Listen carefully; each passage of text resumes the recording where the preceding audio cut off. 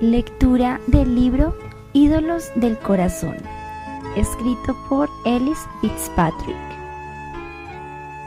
Capítulo 1. Los dioses de Raquel y tú. Queridos hijos, apártense de los ídolos.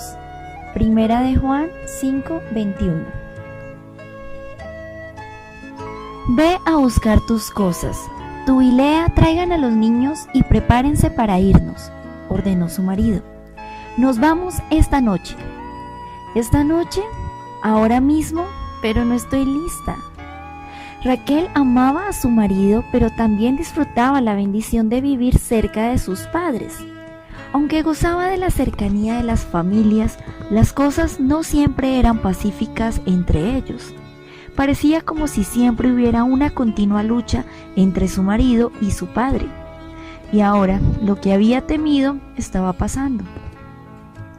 No olvides tu capa, le dijo a José. Deja de pelear con los otros niños y recoge tus cosas. De la misma manera que tú y yo lo haríamos, Raquel recogió todos los artículos para el hogar que eran importantes para ella. Luego, en medio de su frenesí, la realidad se impuso y un escalofrío le atravesó el corazón. Realmente estoy dejando mi hogar, todo lo que siempre he conocido. ¿Cómo puedo saber que voy a estar cuidada? ¿Cómo puedo saber que voy a estar segura? ¿Cómo puedo vivir sin la protección de mi padre, sin sus dioses? Y así, cuando su padre se había marchado de casa para irse a trabajar a los campos, fue a su casa y le robó sus ídolos domésticos. Aunque no se dio cuenta en ese momento, sus acciones pronto pondrían en peligro a su familia y provocarían otro engaño. En vez de traer seguridad, estos ídolos pondrían en peligro a su familia. En vez de bendecirla, serían una maldición. Una historia familiar. Todos hemos leído la historia del robo de Raquel en Génesis 31. Aunque esta es la primera vez que los ídolos se mencionan en la Biblia, sería fácil pasarlo por alto y no percibir la magnitud del hecho y de sus consecuencias. Raquel le robó a su padre. Ella tomó sus dioses. Ella engañó a su marido y puso en peligro a su familia. Después, cuando Labán, su padre, le preguntó sobre la desaparición de sus ídolos, otra vez le mintió. Muchas veces me he preguntado por qué pensaba que tenía que tener esos ídolos. ¿Qué significaban para ella? ¿Por qué estaba dispuesta a hacer lo que hizo? ¿Por qué eran tan poderosos en su vida? Para responder a estas preguntas, veamos la vida de Raquel. La Biblia dice que Raquel era una mujer muy hermosa, Génesis 29:17. En el lenguaje de hoy, Raquel estaba súper bien. Sin duda, Raquel sabía que cuando se trataba de encantos femeninos, ella vencía a su hermana Lea, y muchas veces debe haber disfrutado el favor que era de ella. Era tan bella que cuando Jacob la vio por primera vez, supo que ella era para él. En su primer encuentro, ella le robó el corazón, y él le sirvió a su padre 14 años por ella. De hecho, la amaba tanto que los años que pasó trabajando para conseguirla le parecieron pocos días. Génesis 29:20. Esa es verdadera devoción. Con un comienzo como este, podrías pensar que el resto de la vida de Raquel fue un lecho de rosas. Era hermosa y tenía el amor de su marido. ¿Qué más podría querer? Dame hijos. Al pasar el tiempo, la respuesta a esa pregunta se hizo evidente. ¿Qué más podría querer? Hijos. Tuvo que quedarse cruzada de brazos mientras su hermana Lea daba a luz a 6 hijos. Y Raquel seguía estéril. Cada vez que uno de esos niños lloraba, siempre que Jacob jugaba con uno de ellos, los celos de Raquel deben haber crecido. Debió haberse llenado de ira y autocompasión cuando sintió que su posición como favorita se iba deteriorando. Dame hijos, si no me los das, me muero, gritó por fin con desesperación. ¿Acaso crees que soy Dios?, respondió Jacob airadamente. Génesis 30 del 1 al 2. El deseo de Raquel por tener hijos era tan fuerte que había torcido su pensamiento. Comenzó a creer que era Jacob y no Dios quien controlaba su fertilidad, su posición, su vida. Con el tiempo, Dios en su gracia le dio un hijo a Raquel. Pero a pesar de que por un poco de tiempo estuvo llena de alegría con su nacimiento, no estaba contenta. Sus palabras revelaron su corazón. ¿Quiere el Señor darme otro hijo? Génesis 30:24. E igualmente su elección del nombre José, que significa que Él me dé otro. Raquel no estaba satisfecha con la bendición que Dios le había dado con José. Quería más. Finalmente Raquel concibió otra vez y mientras moría al dar a luz, llamó a su hijo Benoni, que significa hijo de mi tristeza. Lo que había adorado y había pensado que le traería bendición, terminó causándole la muerte. Lo que pensó que le daría alegría, le trajo tristeza. ¿No crees que es irónico que la mujer que había gritado, dame hijos, si no me los das me muero, haya muerto en el parto? ¿Te das cuenta? Incluso antes de que Raquel hurtara los ídolos de su padre, ya era una idólatra. Su deseo de tener hijos, como su hermana Lea, era la cosa más importante en su vida. Era algo que ella creía que tenía que tener. Así que eso era su Dios. Los dioses de Raquel. No es difícil imaginar que Raquel siempre haya sido el centro de atención y que la vida siempre hubiera transcurrido a su manera. Probablemente no estaba acostumbrada a que Lea tuviera una posición de favorita por encima de ella, pero su infertilidad y todo lo que esto representaba para ella le habían puesto ante un problema insuperable, algo que quizá nunca antes había experimentado. Temía tener que tomar medidas para proteger su posición. Creía que los dioses de su padre de alguna manera la bendecirían, así que se los llevó. Quizás creía que podía haber un Dios que gobernara sobre la tierra, pero estaba demasiado lejos y demasiado ingobernable para su conveniencia. No podía confiar en él para que ordenara su vida como ella deseaba. Ella necesitaba un Dios más dócil y sumiso, uno que ella pudiera controlar. Quería un Dios que le diera lo que ella necesitaba. Quería un Dios que se pudiera sustraer, uno que se pudiera esconder. Quería un Dios que pudiera guardar en su bolso. Mis ídolos domésticos. Al pensar en la historia de Raquel me he preguntado acerca de mis ídolos domésticos. ¿Acaso tengo algunas deidades domésticas, dioses domésticos que estoy buscando para mi felicidad y seguridad? ¿Qué es lo que tanto anhelo al punto que mi corazón clame, dame esto o me muero? ¿Qué debo tener para que mi vida adquiera sentido o alegría? Si respondo a esa pregunta con algo que no sea Dios mismo, entonces eso es lo que funciona como un Dios para mí. Aunque no nos inclinemos ante estatuas de piedra y no hagamos platos de comida para ponerlos delante de nuestros dioses, adoramos ídolos de otras maneras. Juan Calvino comentó sobre esto cuando escribió: cuando Moisés narra que Raquel robó los ídolos de su padre, estaba hablando de un vicio que era común. De esto podemos deducir que el corazón humano es una perpetua fábrica de ídolos. Los ídolos no son solo estatuas de piedra, no. Los ídolos son pensamientos, deseos, anhelos y esperanzas a los que rendimos culto en lugar de hacerlo al Dios verdadero. Los ídolos hacen que ignoremos al Dios verdadero cuando buscamos lo que pensamos que necesitamos. Dioses de pacto. En cierto modo, la relación que tenemos con estos dioses falsos es similar a la relación que tenemos con el Dios verdadero. Esperamos que estos dioses nos bendigan. Raquel diría: si tuviera hijos como mi hermana Lea, sería feliz. Cualquiera de nosotras diría: si tuviera un esposo piadoso, o si a mis hijos les fuera bien en la escuela, estaría contenta.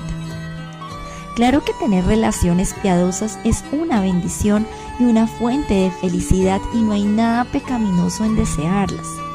Pero si son el origen de nuestro gozo, si toman prioridad en nuestras vidas, entonces son nuestros dioses. Es por eso que Jesús dijo: busquen primeramente el reino de Dios. Mateo 6:33. Si Dios es la prioridad número 1 en nuestras vidas, todo lo demás tomará su lugar. Es entonces que estas amadas bendiciones perderán importancia y Dios tomará su legítimo lugar en nuestros corazones.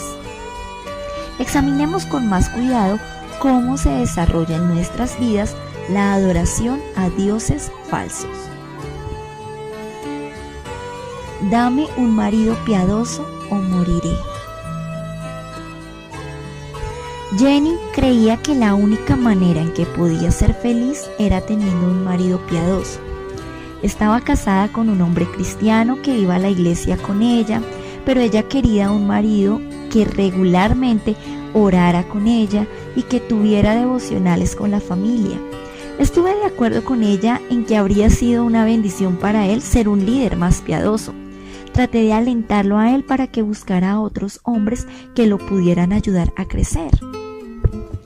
Al ir conociendo a Jenny, vi que su deseo por tener un marido piadoso actuaba como un dios en su vida. El pensamiento «debo tener un marido piadoso o moriré» la gobernaba. Algunas veces ella pensaba que si era súper amable y le hacía la comida que a él le gustaba, él estaría obligado a hacer lo que ella quisiera. Otras veces se daba por vencida, frustrada y enojada, negándose a él y haciendo berrinche. Como Raquel, estaba convencida de que no podía encontrar la felicidad a menos que sus expectativas se cumplieran. Llegó el día en que me dijo que lo dejaría. Lo abandonó a él y a la iglesia. Y lo último que supe es que ya no estaba siguiendo a Cristo. Igual que a Raquel, su deseo terminó destruyéndola. Bendiciones veneradas. Una parte integral de la adoración falsa es aprender a conseguir dioses falsos que nos den lo que queremos. En esencia, hacemos pactos con ellos esperando que nos bendigan si actuamos de ciertas maneras. Por ejemplo, si la buena salud es para ti un dios, puedes pensar: si hago ejercicio todos los días y como correctamente, nunca me enfermaré. Si tener un empleo importante es un dios para ti, puedes pensar: si siempre soy el primero en estar en mi escritorio y siempre hago más de lo que se me pide, entonces mi jefe estará obligado a fijarse en mí y protegerme. Por favor, no me malinterpretes. No estoy diciendo que esté mal hacer comidas agradables para tu marido, ejercitarte correctamente o trabajar diligentemente. Cada una de estas cosas puede ser buena si está motivada por el amor a Dios y a los demás. Pero estas acciones se vuelven pecaminosas cuando principalmente las haces para satisfacer tus deseos en vez de agradar a Dios. La única razón santa para hacer algún bien es el amor a Dios y a los demás. Puedo imaginar que te estarás preguntando: está bien, Elis, ¿cómo puedo saber si estoy adorando las bendiciones que deseo o a Dios? Aunque vamos a ver esa pregunta con mayor profundidad en los siguientes capítulos, déjame resumirla de esta manera. Si estuvieras dispuesto a pecar para alcanzar tu meta, o si pecas cuando no obtienes lo que quieres, entonces tu deseo ha tomado el lugar de Dios y estás actuando como un idólatra. ¿Recuerdas cómo pecó Raquel? Ella se había enojado de manera pecaminosa con su marido, había robado los dioses de su padre y había engañado a su familia. no estaba contenta con el nacimiento de José, sino que deseaba más. No era idolatría que Raquel deseara tener hijos, no, ella era una idólatra porque su deseo de tener hijos era el deseo más importante de su corazón. Dame hijos o me muero es el grito de una idólatra. Otra vez piensa en el mandamiento más importante. Jesús dijo que el amor principal de tu corazón debe centrarse en Dios. Cualquier cosa menos que eso es idolatría. Si te esmeras mucho en tu trabajo y aún así no eres tenido en cuenta para la promoción, tu respuesta revelará si estás sirviendo a Dios o estás venerando un ídolo. ¿Es Dios y tu amor por Él más importante que tu trabajo? O si preparas una comida sabrosa para tu marido y él te ignora, ve la televisión y se va a la cama, y luego tú te enojas, gritas o haces berrinche o buscas maneras de castigarlo, puedes saber que tu amor por Dios no es el amor que predomina en tu vida. Maldiciones seguras. En la naturaleza pactada de la adoración está el creer que tu Dios te puede bendecir o maldecir. Raquel creía que la esterilidad era una maldición inadmisible. Sabemos esto porque estaba dispuesta a renunciar a todo, incluso a su santidad, para evitarla. Así es como los ídolos actúan siempre en nuestros corazones. Nos vendemos a ellos y creemos que la pérdida de ellos es una aflicción insoportable, una maldición. Es por eso que son tan poderosos en nuestras vidas. Hay una maldición comprendida en la idolatría, pero no porque no obtengamos lo que queremos. La maldición es que estamos confiando en algo que no es Dios para hacernos felices. Piensa en Jeremías 17, del 5 al 6. Así dice el Señor: maldito el hombre que confía en el hombre, maldito el que se apoya en su propia fuerza y aparta su corazón del Señor. Será como una zarza en el desierto, no se dará cuenta cuando llegue el bien. Morará en la sequedad del desierto, en tierras de sal donde nadie habita. ¿Qué notas en el hombre que confía en algo que no es Dios? Nunca está satisfecho. Es como un arbusto en el desierto, una zarza en el yermo. ¿Qué podría ser más insatisfactorio? Recientemente hice un tour en jeep por el desierto de Sonora. Aunque era primavera y había llovido, el desierto estaba desolado. Nuestro guía nos decía que tuviéramos cuidado porque ahí no había ni plantas ni animales amistosos.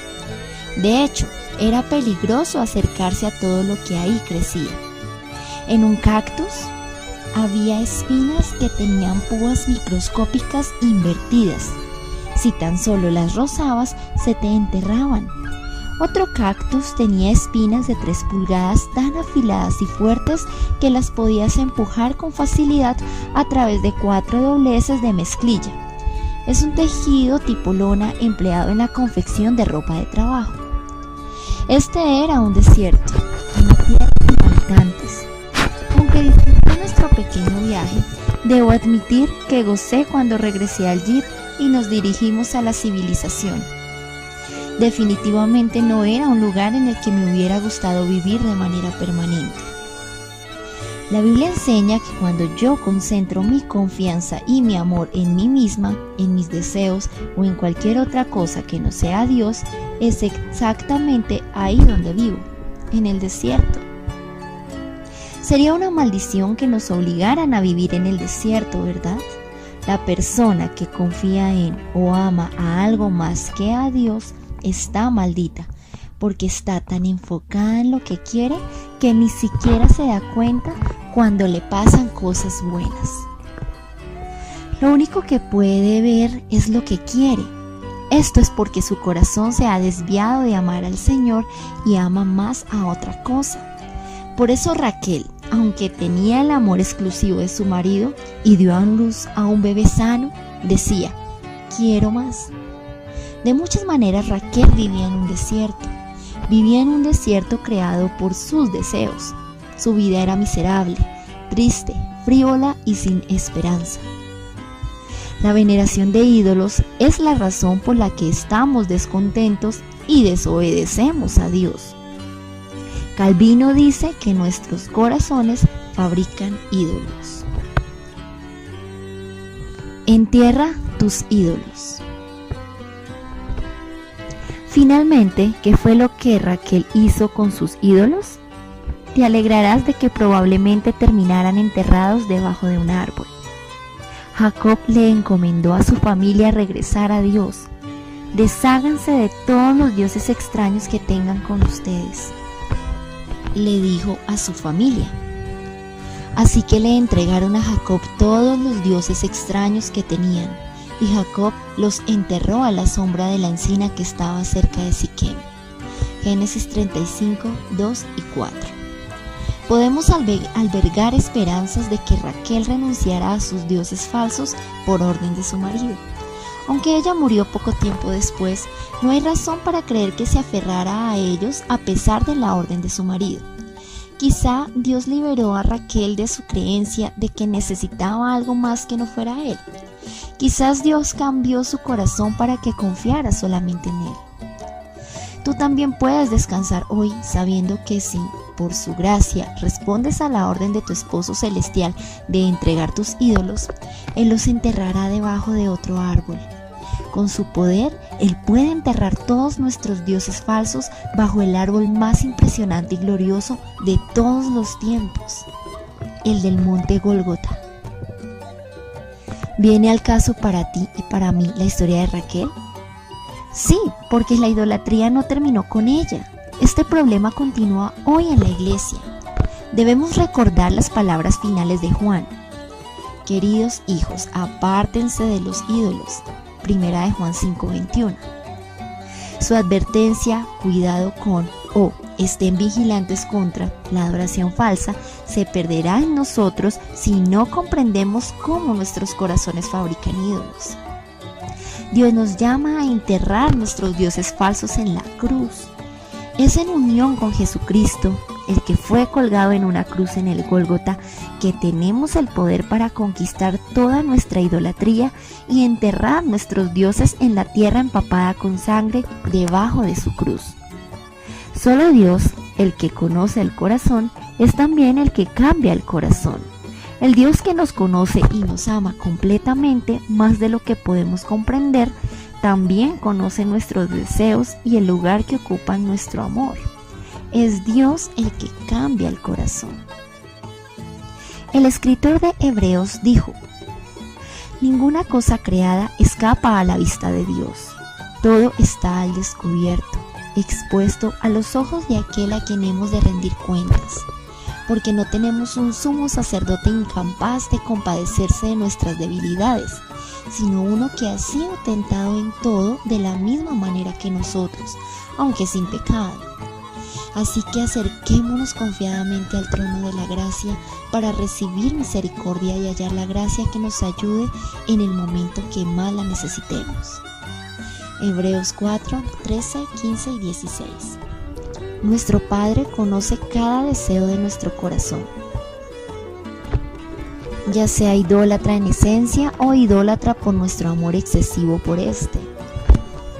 Todo está al descubierto y expuesto ante Él, y Él nos conoce a fondo.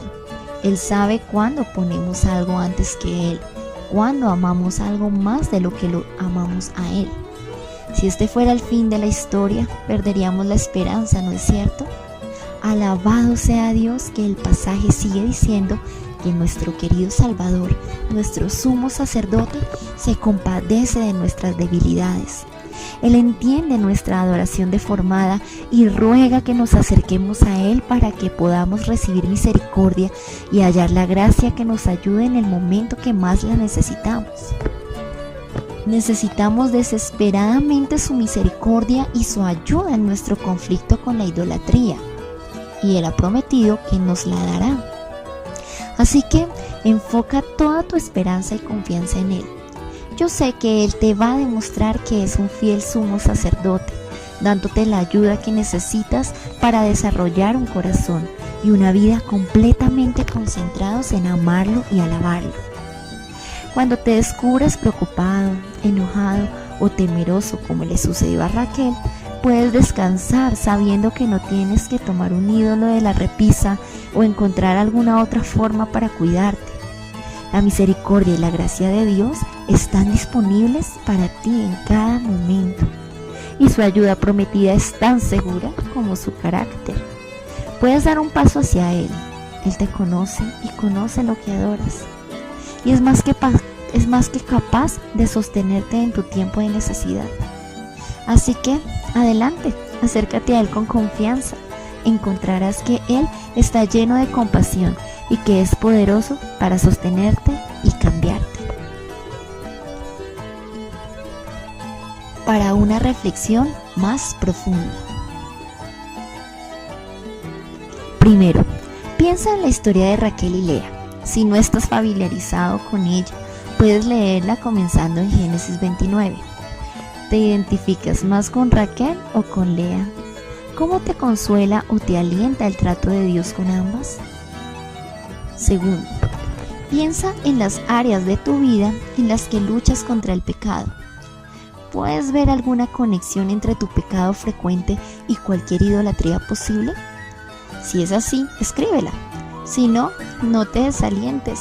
El Señor te ayudará a ver si existen ídolos en tu corazón. Tercero, ¿hay algo en tu vida que piensas que debes tener? ¿Cómo terminarías esta oración? ¿Dame o me muero? ¿Estás buscando algún Jacob terrenal que te satisfaga? Cuarto, escribe una oración de compromiso que exprese tu deseo de entender cómo tu corazón puede